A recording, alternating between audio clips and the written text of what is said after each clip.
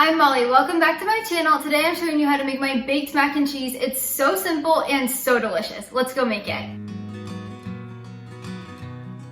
First, we're going to fill up a pot about a third of the way full of water, and you're going to turn the heat onto high, and then we're going to bring this to a boil. Once your water has come to a boil, we're going to add 1 3/4 cup of macaroni shells. So you can do any kind of pasta. I'm doing these, and we're going to add those in. And then make sure you give it a good stir and turn the heat down to a medium. We are then going to set the timer to 6 or 7 minutes. I usually do 7. This is gonna vary depending on where you live in the United States or where you live in the world. You're going to cook this way until it's al dente, which means basically cooked all the way through, but it's a little bit chewy. As this cooks, you're going to want to stir it every now and then so the pasta doesn't stick. But while this is cooking, let's go make the sauce. While your pasta is cooking, we're going to start the sauce. So you're gonna add in 3 tablespoons of flour, just all-purpose flour, to a jar of some sort. You can do a bowl also, and then you can whisk it. But we're gonna put everything for the sauce in this jar, and then we're gonna put a lid on and shake it. It makes it so simple and easy. So we just put 3 tablespoons of all-purpose flour into here. And then you're gonna add in 1 cup of milk or buttermilk. We'll see if I can do this without spilling. Next, we'll add in 1/2 teaspoon of salt. And finally, 1/4 teaspoon of ground black pepper. Now, let me go find a lid.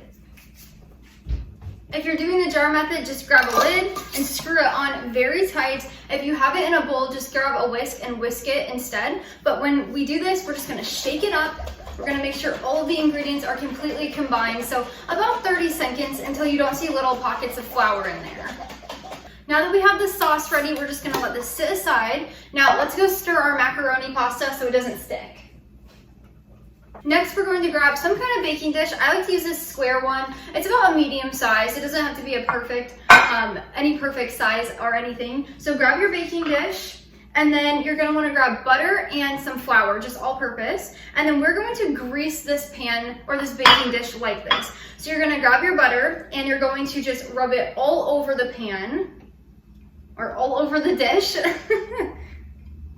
I like to do this instead of using a cooking spray. It's much better for you and you're not getting any of those toxins that are in those sprays. If you didn't want to do this, you could also use an avocado spray, just like an all natural one, but I like to do it this way. It's so much easier.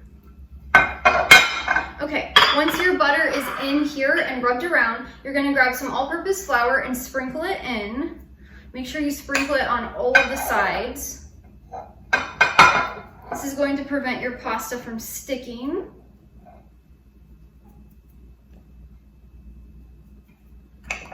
And once you've got it in there, you're gonna shake it around and then dump this over the trash can upside down, and you're gonna pound the bottom. So I'm gonna go do that quick.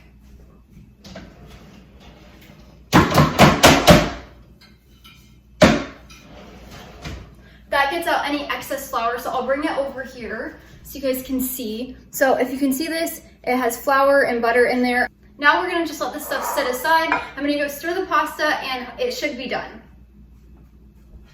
Once your pasta is completely cooked, you're gonna take it off the burner and strain out the water. You can do this with a colander or with a lid and just pour out the water. I'm gonna go do that quick.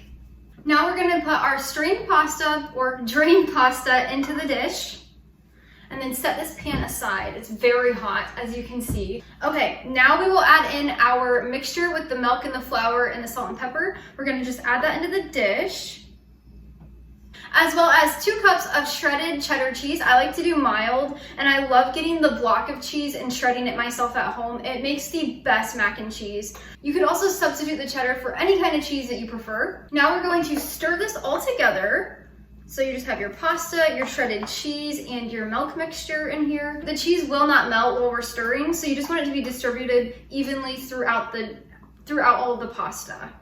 Now, once we've got everything stirred together, you're going to top it with about 1 1/2 cups of shredded cheese. You can do less or more depending on what you prefer, but you're just gonna top this with the cheese. This is gonna make the most delicious gooey layer on top. Now, this next step is completely optional. You do not have to do this, but it makes it so delicious. You can add a little bit of breadcrumbs to the top and it gives it a little bit of a crunchy texture. I'm going to do that. Tyler and I, my husband, love it like this. So you're just gonna pour a little over the top. I would say about 1/2 cup. You could do more if you wanted or less. Now we're going to pop this in the oven at 375 degrees and bake it for about 20 to 25 minutes until all of the cheese is gooey and bubbling.